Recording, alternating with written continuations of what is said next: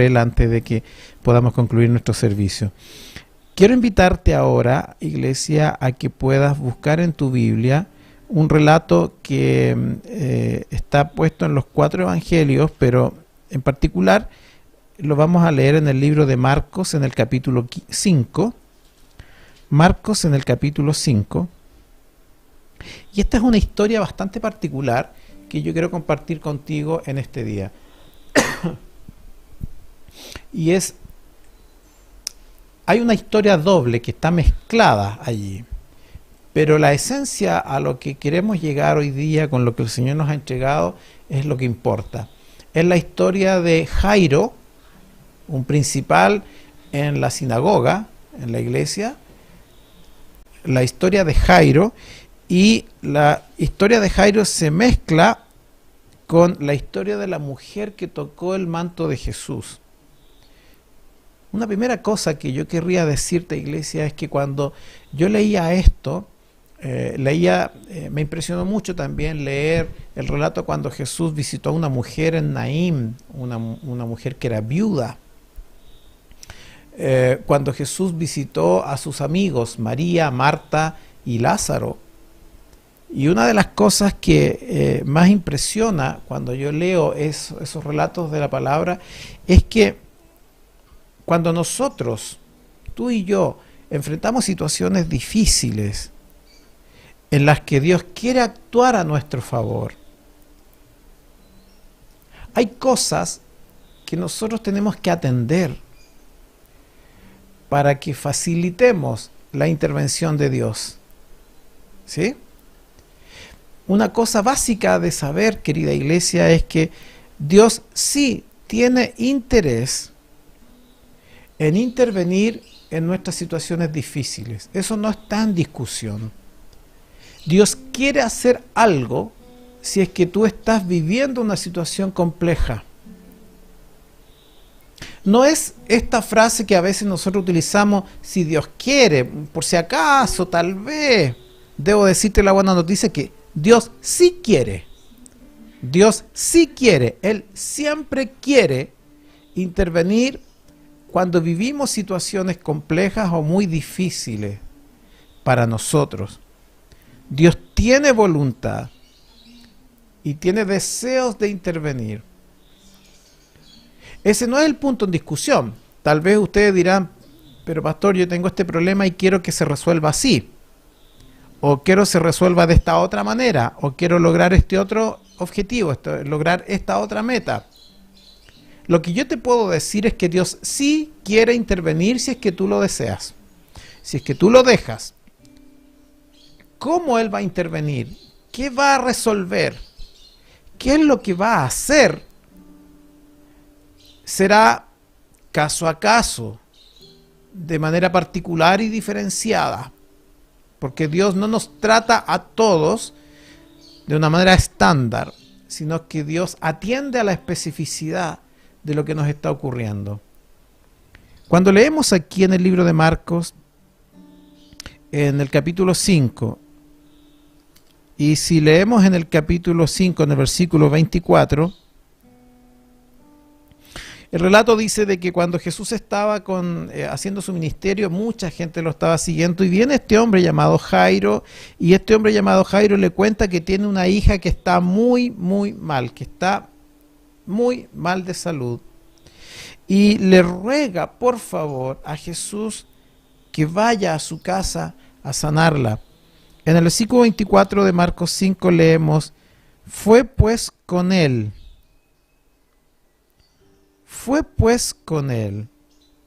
¿Sabe? Tú tienes que estar seguro de que Jesús sí quiere ir contigo a tu dificultad. Él quiere. Dios desea actuar en nuestras aflicciones, y especialmente en aquellas aflicciones en las que nosotros no hemos provocado la situación compleja. Especialmente en aquellas situaciones en las que nosotros observamos que se nos hace imposible actuar porque no podemos ejercer control sobre todas las variables que intervienen en el problema. Dios quiere hacerlo. Y aquí cuando Jairo le expone la situación, la reacción que nos muestra la palabra es que Jesús fue con él. Si Jairo viene y le expone una situación y Jesús va con él. Usted me ha escuchado muchísimas veces decirle lo siguiente, y es que Dios nunca irá a ayudarte si es que tú no le pides que vaya. Dios no se mete donde no lo llaman. Y esto es complejo, porque hay veces que las personas están viviendo situaciones catastróficas y Dios no hará nada, absolutamente nada, si es que la persona no pide que Él intervenga. Entonces, si tú hoy estás con una dificultad, con un dolor, ¿qué es lo que primero debes hacer? Es ir a Jesús y pedirle a Jesús, Jesús, mira, tengo esta situación, ven a mi casa, ven a mi vida, te invito a que vengas a esta dificultad que yo tengo. Eso es lo que hizo Jairo y Jesús fue con él. Hay voluntad de nuestro Dios de visitarnos en medio de la dificultad. Una segunda cosa que tengo que decirte es que cuando Él viene con mucha compasión. Si leemos en el libro de Lucas, en el capítulo 7, hay un relato que a mí me tocó mucho cuando lo leí. En Lucas, en el capítulo 7 y en el versículo 12 y 13, se nos narra de que había una mujer viuda, pobre, que tenía un único hijo en una ciudad llamada Naín. Y ese hijo se murió. Mire lo que dice el relato. Lucas 7:12. Cuando llegó cerca de la puerta de la ciudad, he aquí que llevaban a enterrar a un difunto, hijo único de su madre, la cual era viuda, y había con ella mucha gente de la ciudad. Y cuando el Señor la vio, escuche bien, se compadeció de ella. Vuelvo a leer. Y cuando el Señor la vio, se compadeció de ella y le dijo, no llores. ¿Sabes qué, iglesia? Dios no quiere que tú llores. Dios no quiere que tú estés metido en sufrimiento. No es la voluntad de Dios que tú estés de problema en problema. Dios no anda buscando que tú sufras y lo pases terrible. Dice el relato aquí que cuando vio Dios o Jesús esta escena de una mujer que tenía un único hijo, que ella era viuda y se le muere el hijo, en un contexto político y social y cultural, donde las mujeres viudas quedaban a la deriva en el pueblo de Israel, y si no había un hombre en la casa que las pudiera sustentar, esas mujeres eran mal vistas en la sociedad. Y esta mujer, siendo viuda, ahora va a quedar además sin su hijo. Y esa condición hizo que Jesús se compadeciera, es decir, tenemos un Dios que se compadece y se duele de lo que nos está ocurriendo. Y por eso que Jesús sale al camino de esta mujer y le restituye la vida a su hijo, porque Dios quiere y tiene interés en intervenir en nuestras dificultades. Pero hay cosas, querida iglesia, que nosotros tenemos que hacer para que la intervención de Jesús en nuestras vidas sea completa. Si lees conmigo nuevamente en el relato de la historia de Jairo, Marcos 5, pero ahora leamos en el versículo 40.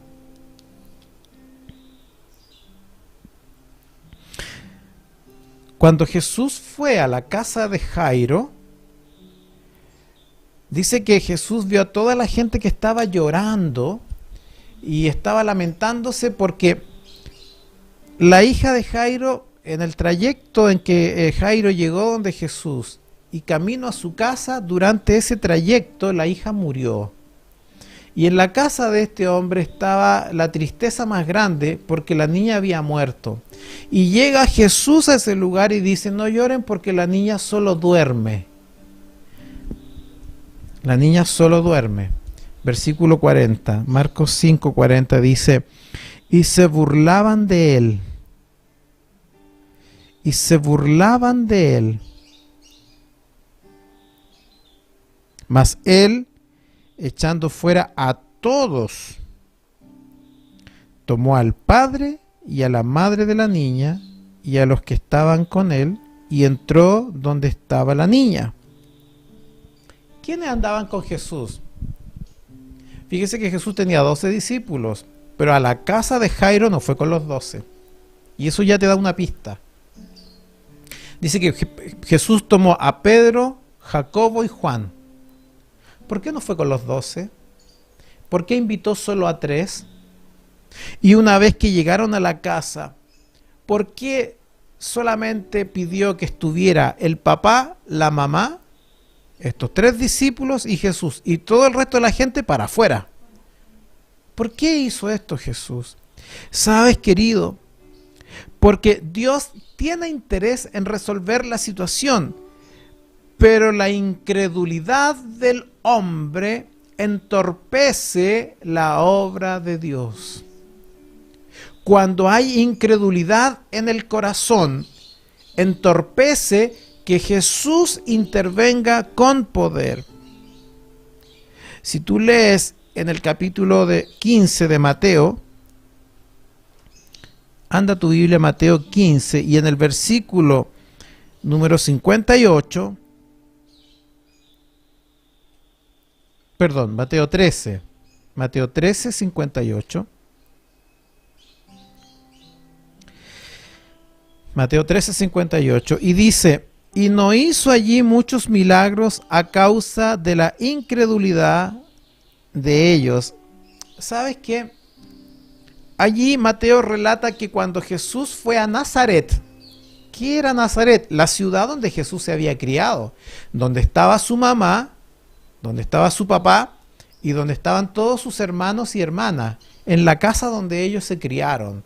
Y dice que Jesús fue a Nazaret y fue a predicar allí. Pero el relato que hace el apóstol Mateo es muy interesante. Dice, y no hizo allí muchos milagros a causa de la incredulidad de ellos. Y Jesús no pudo mostrar todo su poder en su propia ciudad de Nazaret a causa de la incredulidad de sus propios hermanos y hermanas. Es decir, cuando Dios quiere obrar, el hecho de que tú no creas o no le creas a Dios es una tremenda barrera para que Dios intervenga. ¿Cuántas veces, querida iglesia, nosotros hemos orado por algunas personas y no ha ocurrido nada?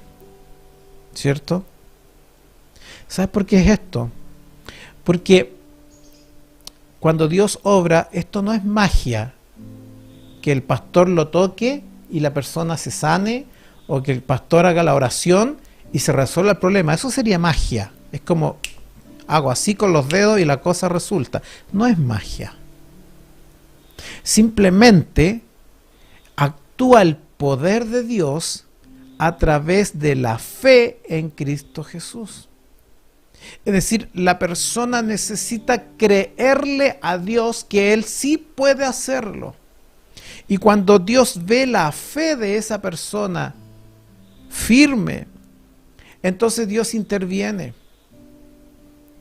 Fíjate que es muy interesante porque hay otro relato de la Biblia que dice que cuando Jesús estaba haciendo su ministerio en Capernaum y dice de que estaba en la casa de Pedro y resulta de que había un hombre que estaba paralítico y resulta de que cuando ellos llevaron, los amigos de este paralítico lo llevaron en una camilla a donde Jesús y dice de que la casa estaba tan llena que no podían entrar con la camilla y entonces a estos amigos se les ocurrió la brillante idea de subirse al techo, sacar las tejas del techo y bajar por el techo a este hombre en su camilla.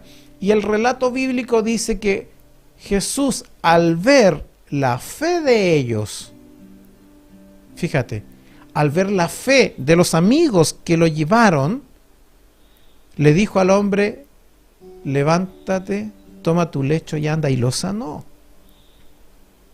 Cuando no se le cree a Dios, es imposible que Dios haga algo. La Biblia dice en Hebreos capítulo 11 y en el versículo 6, dice: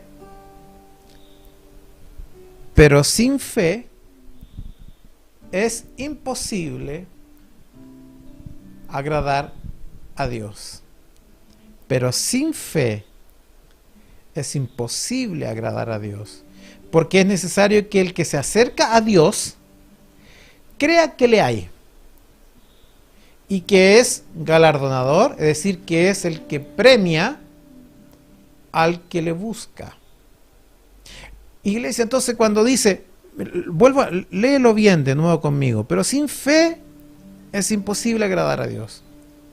Porque es necesario que el que se acerca a Dios crea que le hay. Si tú vienes a Dios, si tú vienes a esta iglesia, si tú vienes donde estos pastores, si tú vienes donde este hermano de la congregación, y tú vienes para que Dios te ayude, pero tú no crees en Dios, es difícil que Dios actúe.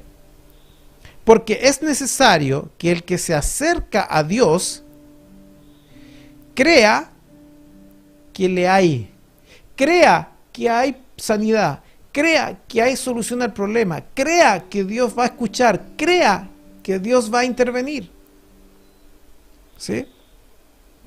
Sin fe es imposible agradar a Dios. El propio Jesús lo dijo: si tú tuvieras fe como un grano de mostaza, una cosa así de pequeñita, le podrías decir a este monte: sal de ahí y échate allá, y se haría.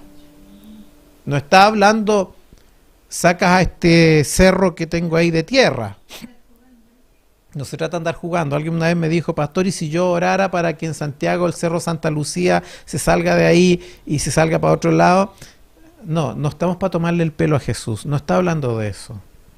Pero si tú tienes fe como un grano de mostaza, lo que él está diciendo es: basta un poquito de fe en el Dios de la creación para que él intervenga, y el tremendo monte de tu problema, Dios lo va a resolver. Dios no está para andar cambiando cerros ni ríos de un lado para otro. Dios está para resolver el problema tuyo y mío, que es como un monte gigantesco de dificultad. Pero para eso requieres fe. Una cosa que me llama la atención en este mismo relato del libro de Marcos es que si tú observas en el versículo 37, Marcos 5:37, dice: cuando Jesús oyó lo que se le decía al principal, es decir, se le decía que su hija había muerto, que no molestara más a Jesús, Jesús dice que igual le dijo: vamos. Y en el versículo 37, y no permitió que le siguiese nadie, sino Pedro, Jacobo y Juan, hermano de Jacobo. ¿Por qué Jesús limitó la intervención de la gente? ¿Por qué Jesús no permitió que nadie más lo siguiera? ¿Sabes por qué?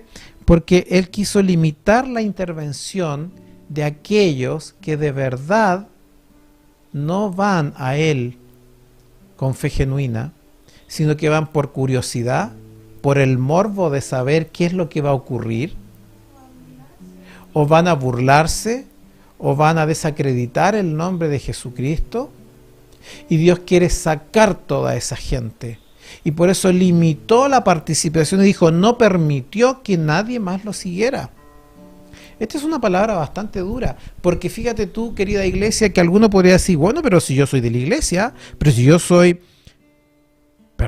yo soy uno de los apóstoles, ¿por qué me están dejando a mí fuera? Yo soy Tomás, yo soy Judas, yo soy Mateo, yo soy Marco, yo soy uno, Andrés, soy uno de los 12 apóstoles, ¿por qué me dejaron fuera? Y Jesús limitó la intervención de la gente. ¿Sabes? Es necesario rodearse de quienes sí creen en el poder de Dios. Te lo repito. Es necesario rodearse de aquellos que sí creen en el poder de Dios.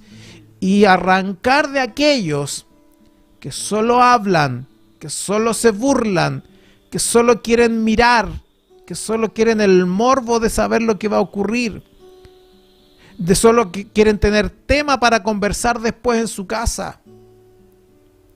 Dios no quiere a esa gente cuando Él intervenga. Y por esa razón limitó el acceso de estas personas. En el libro de Hechos, en el capítulo 2 y en el versículo 44, leemos que todos los que habían creído, ¿qué pasa? Estaban juntos y tenían en común todas las cosas. Escúchalo bien, todos los que habían creído estaban juntos. Es decir, esos no se juntaban con otros que no habían creído. Esto no implica, y yo quiero comentarle algo al respecto, en tu vida espiritual, para que Dios intervenga poderosamente, tienes que rodearte de aquellos que tienen fe y que creen en Dios y creen en el poder sobrenatural de Dios, y de esa gente te tienes que rodear, y con esa gente tienes que orar, y con esa gente te tienes que juntar, y con esa gente tienes que hablar y conversar. Porque la palabra también dice que la fe que tú necesitas para que Dios intervenga, la fe es por el oír, pero no por oír cualquier tontera, y no de oír a cualquier persona. Te leo bien el versículo, dice, la fe es por el oír, y el oír por la palabra de Dios. Yo escucho gente que me dice, pastor, estoy tan mal, pastores, tengo tantas dificultades, y me empiezan a contar los relatos, y en el relato me voy dando cuenta que todo su problema, ¿con quién lo habla? Adivina con quién lo habla. Con cualquier gente que se le aparece por delante, con el cliente que llegó a su negocio, con la amiga de allá que tiene una vida de válgame Dios, con el amigo de acá que anda en quizás qué cuestiones, y con esa gente habla de su dificultad, pero no ha tomado contacto con quienes creen, con quienes ellos pueden compartir su misma fe. Entonces, relato interesante, porque los primeros cristianos, ahí que leemos en el libro de Hechos, esto que está puesto ahí, no, acá al otro lado, ahí, dice que los primeros cristianos, los que creían, estaban juntos. Se dieron cuenta de la necesidad de apartarse de otra gente que te llena la cabeza de duda, le llena la cabeza de otras ideas, de consulta. Hermanos queridos, hay muchos creyentes que han caído en cosas que no corresponden, buscando solución a sus problemas, simplemente porque se dejaron guiar por gente que no cree en Jesucristo. Yo conozco personas que de pronto me dicen, pastor, pero yo fui a ver, fíjese que fui a ver al iriólogo, fui a ver porque una señora amiga mía me dijo que este iriólogo era muy bueno, me dijeron que que arregla los huesos también era muy bueno, y se fija y escucha el consejo de gente que tiene cero fe y creencia en Dios. O gente que va a nuestra iglesia y va a las iglesias del mundo buscando a Dios, pero no creen. Y no están dispuestos a hacer un acto porque su fe en el Señor crezca. Entonces, cuando Jesús, en el milagro de Jairo, limitó la participación y la intervención de otras personas, Jesús sabe lo que está haciendo. Jesús le dijo a los discípulos, el que no es conmigo, contra mí es. Y el que conmigo no recoge, desparrama. ¿Qué estás lidiándote ahí? ¿Dónde te conviene estar? Tú me vas a decir, pastor, tengo un problema y yo he pedido tanto al Señor que me lo resuelva, pero no. Yo te devuelvo la pregunta, ¿cuánto crees tú que Dios lo puede hacer? ¿Cuánto has buscado a Jesús para que Él lo haga? ¿De quiénes te has rodeado para que tu fe crezca de que Jesús te va a ayudar? ¿A quién estás prestando atención al compartir tu problema? a la iglesia, a los pastores, a los hermanos de la congregación que son firmes o a los más débiles? ¿Se los estás contando al que recién llegó a la iglesia, que seguramente su fe es muy débil y no está en condiciones de decirte ni apoyarte? ¿Se lo estás contando a alguien que dice que es cristiano porque tiene un bla bla muy bonito, pero sus hechos muestran algo muy distinto? ¿Se lo estás contando a tu amiga, a tu amigo, a tu pariente, a tu familiar, que de Dios no quiere nada? Debo decirte que estás metiendo gente que Dios no quiere que esté metida en el problema. Dios es celoso y ahí tienes que tener cuidado para que le intervenga. No ayudan las opiniones humanas. Más bien lo que hacen, ¿qué es? Desanimarte. Yo he escuchado frases así como: no, es que estuve hablando con unos amigos y pastor, y esta enfermedad tiene un mal pronóstico. Entonces estoy súper triste, súper afligido porque me dijeron que esta enfermedad tenía mal pronóstico. ¿Quién le dijo? Otro ser humano igual que él. ¿Quién le dijo? Dios. Ah, no tengo idea, pero este me dijo que era mal pronóstico.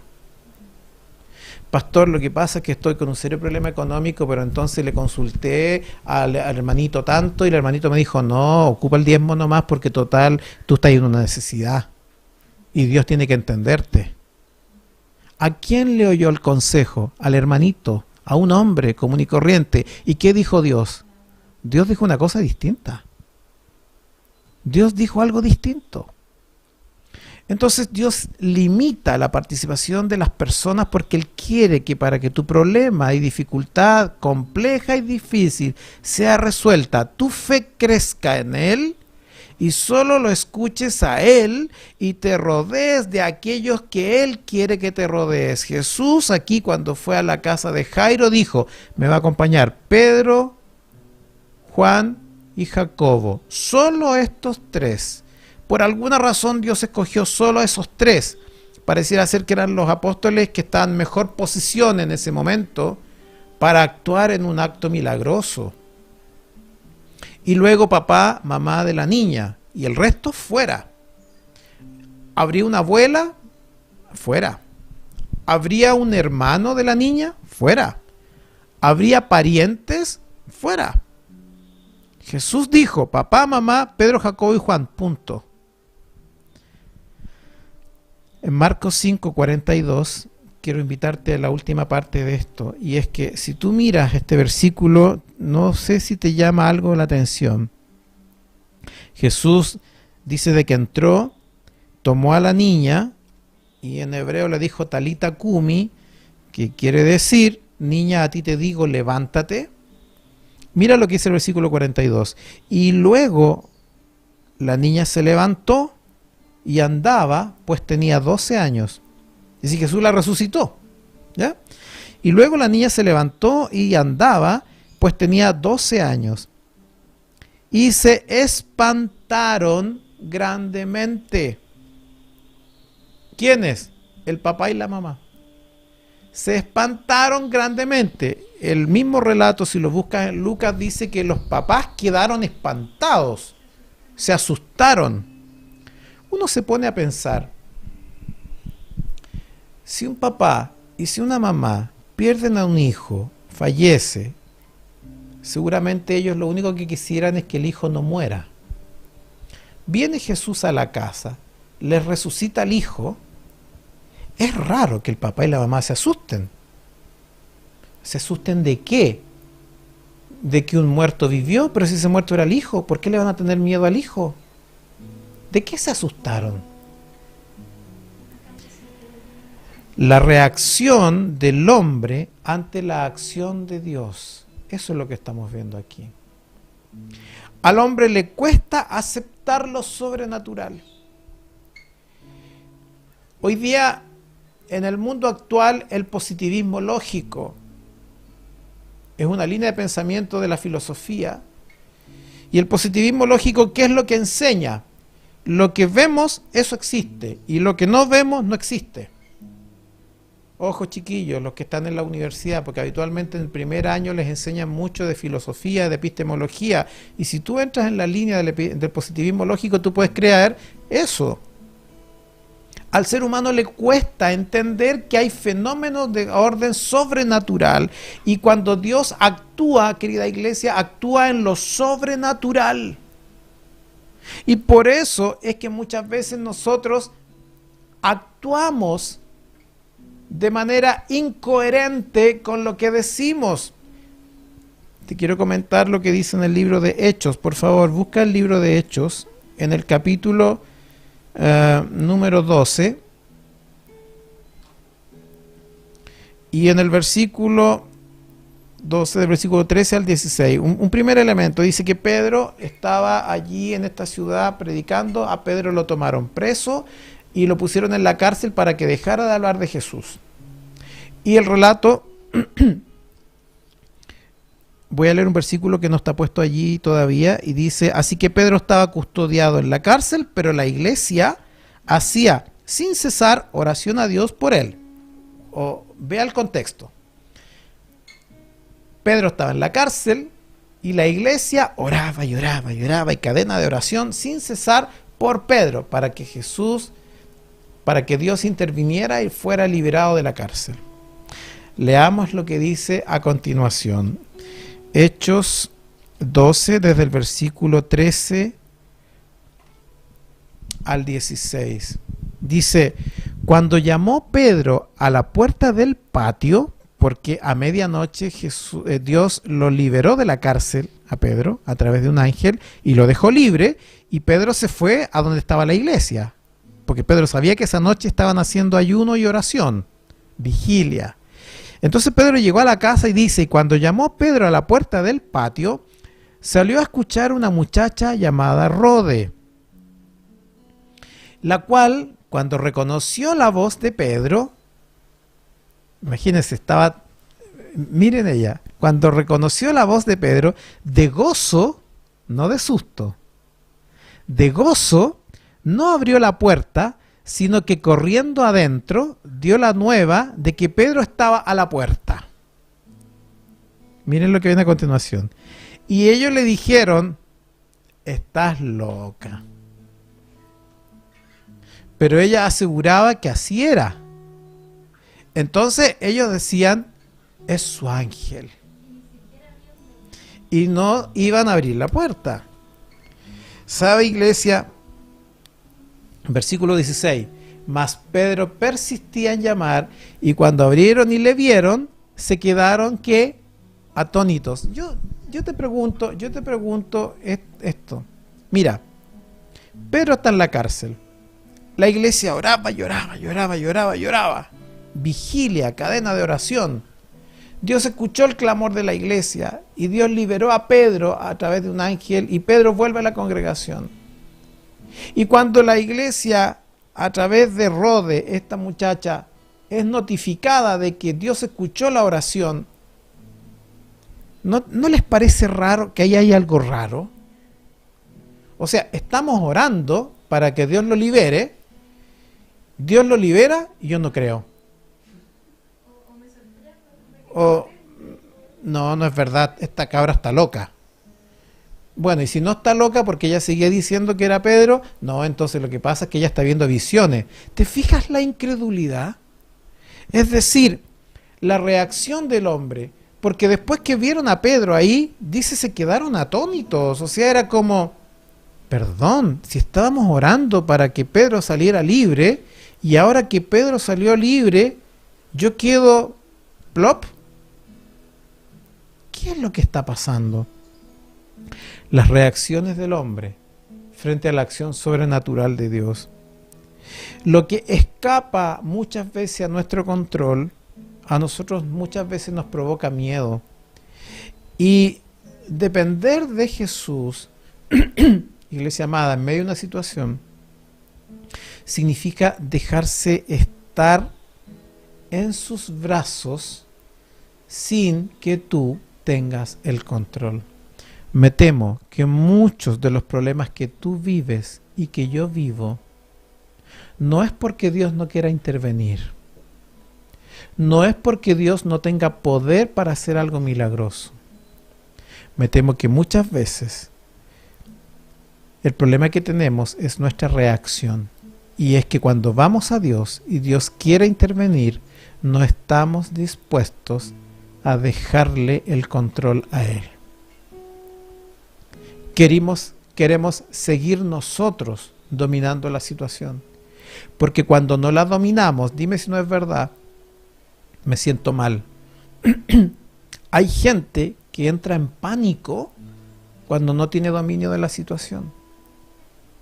Hay gente que se desestructura por completo cuando no puede dominar la situación.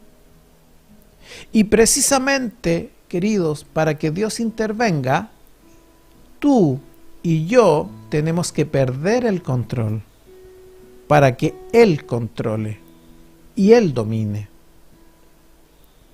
Entonces, no se trata de que no hay poder de Dios, no se trata de que Dios no quiera intervenir, se trata muchas veces que nuestra reacción entorpece el que Dios quiera obrar. Hace años atrás un hermano me dijo, y nunca olvidaré esto, me dijo: pastor, tengo un serio problema económico, tengo que pagar 2 cuentas. Si sumo las 2 cuentas me da justo que tengo apartado el dinero del diezmo. Pero si no pago esas cuentas me van a cortar los servicios y me van a hacer esto y lo otro, lo más allá con el banco. ¿Qué me recomienda usted? Yo no sé para qué me llamó a pedirme una recomendación. Ya sabía lo que yo le iba a decir. Y sabía también lo que tenía que hacer por la palabra. Entonces se largó a reír y me dijo: ¿qué me recomienda usted? Aunque yo sé, pero yo quiero que usted entienda la gravedad del hecho, me decía, porque si yo no pago esta deuda y no le pago al banco, el banco me va a hacer todas las acciones legales que usted conoce. Entonces yo quiero que usted entienda la gravedad del hecho. Y por eso, pastor, yo estaba pensando pagar con el diezmo esas deudas y el Señor me va a entender. Y entonces le dije: el Señor no te va a entender. No. Pastor, pero es que si no pago esas deudas, yo no voy a saber qué hacer. Pierdo el control de la situación. Yo regulo mis finanzas, yo regulo mis deudas, yo soy el que trabajo y me saco la mugre para obtener la plata. ¿Se fija? Yo. Y el pastor, ¿qué cree usted que le dijo? Hagamos una apuesta los dos. Hagamos una apuesta. Aquí en la presencia de Dios. Mañana pague su diezmo y no pague esas 2 deudas de las que usted me habla. Apostemos ahí. ¿Qué es lo que Dios va a hacer? Y usted va a quedar angustiadísimo porque perdió el control de sus deudas y de sus responsabilidades, de sus compromisos personales, ¿cierto? Apostemos. Y me acuerdo que ese hermano me dijo: ya, yo lo voy a hacer, pero tengo mucho miedo. Sí, yo sé, porque perdió el control de la situación. Haga lo que le estoy diciendo. Y el hermano me llama al día siguiente y me dice: pastor, y me habló llorando, pagué el diezmo, pero ¿sabe qué, pastor? Vinieron en la tarde un amigo que yo no veía hace muchos años, me llamó por teléfono si podía ir a mi casa, y fue a mi casa y me dijo: amigo, ¿te acuerdas cuando tú hiciste esa asesoría hace tiempo atrás y hubo una plata que no se te pagó porque yo no te pude pagar y porque el cliente? Bueno, ahora tengo el dinero y aquí está. Y adivine, pastor, era exacto lo que yo necesitaba para cubrir mis deudas. ¿Sabes por qué te cuento esto, iglesia? Porque cuando tú estás dispuesto a dejar el control tú y que Él intervenga, Dios sí interviene a tu favor.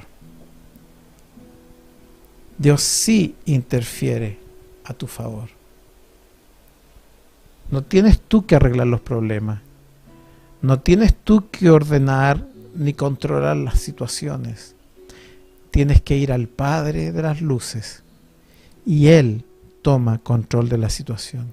Y Él regula. Y Él ordena. Y Él saca de donde no hay.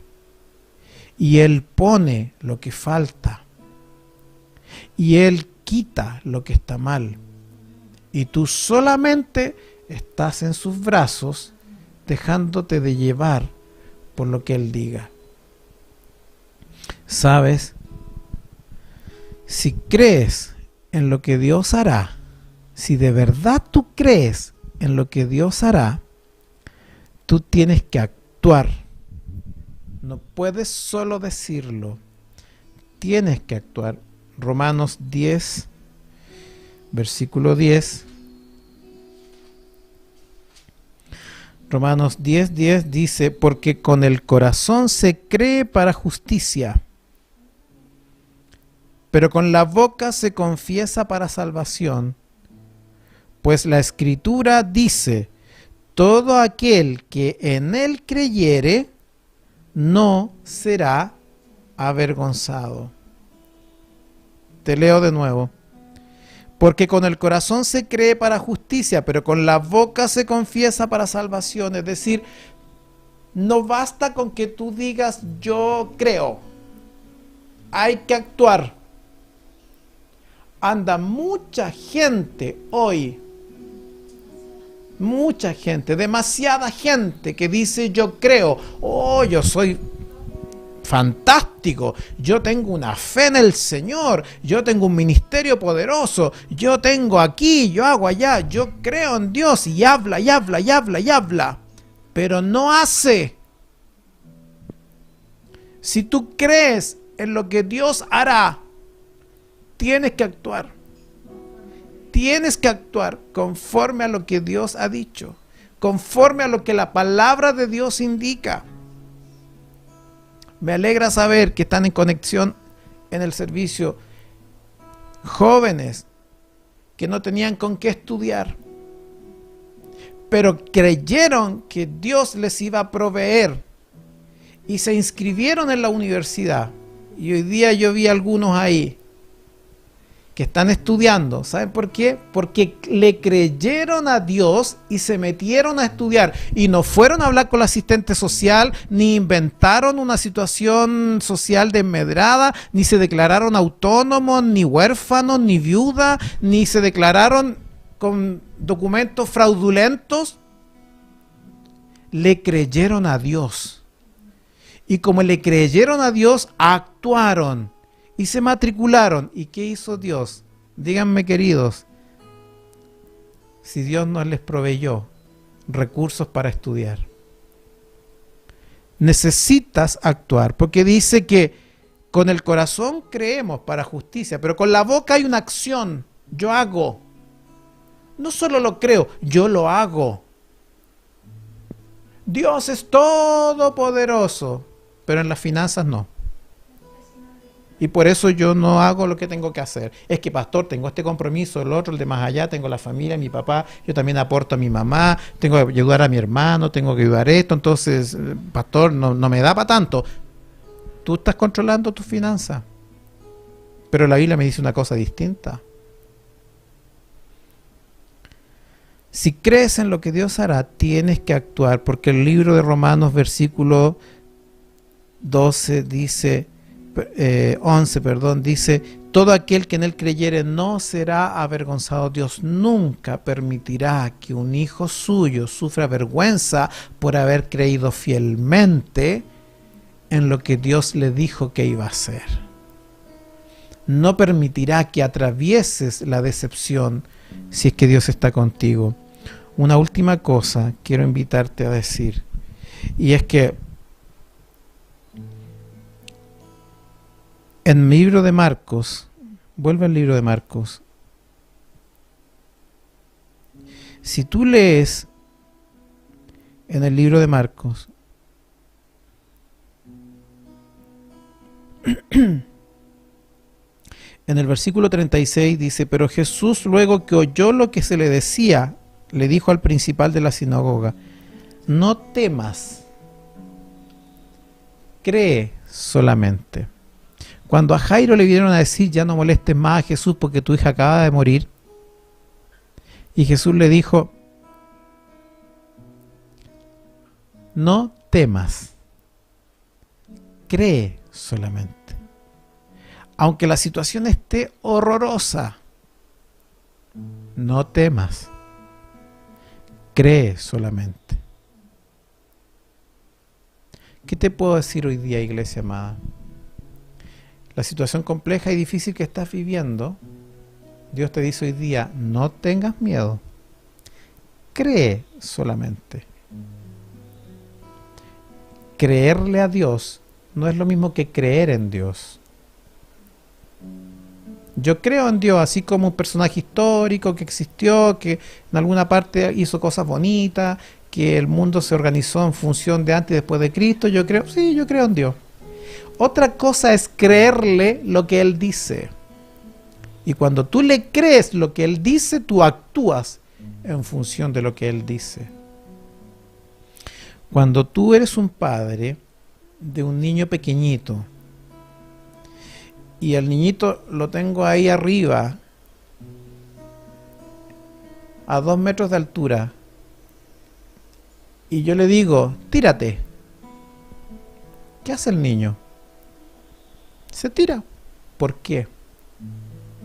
Porque le cree al papá. El papá le dijo, tírate, yo te voy a recibir aquí en los brazos. Y el niño lo que hace es tirarse, porque le cree al papá.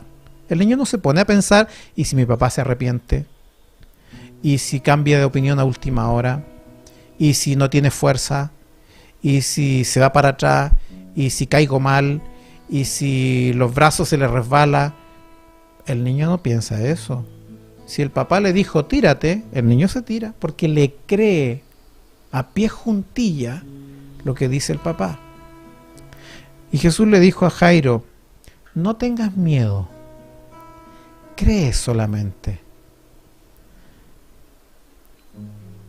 Aquí mismo en la Biblia hay un hombre que escuchó este mismo prédica que yo te estoy haciendo hoy día.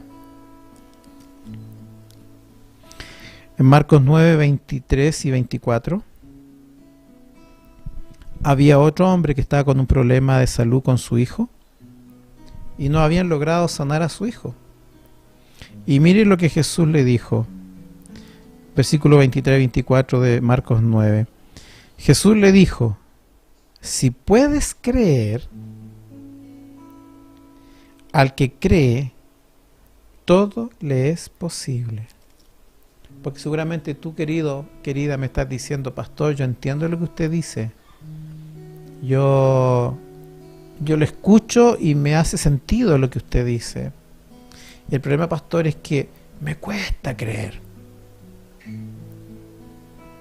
Si llegas a ese nivel, ya diste el 50% a tu favor. Jesús le dijo, si puedes creer, al que cree, todo le es posible. Mira lo que le responde el hombre a continuación. E inmediatamente el padre del muchacho clamó y dijo, creo, ayuda mi incredulidad. No se quedó en la idea de, es que me cuesta creer, pues pastor.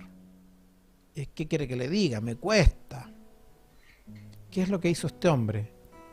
Hizo un acto. Dijo, yo creo, pero ayuda mi incredulidad. Sácame la incredulidad. Ayúdame a creer más. Eso es actuar.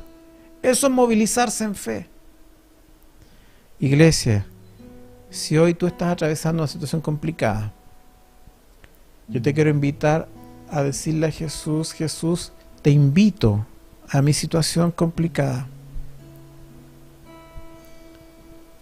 A decirle, Señor, yo creo que tú tienes poder para actuar en esta situación complicada.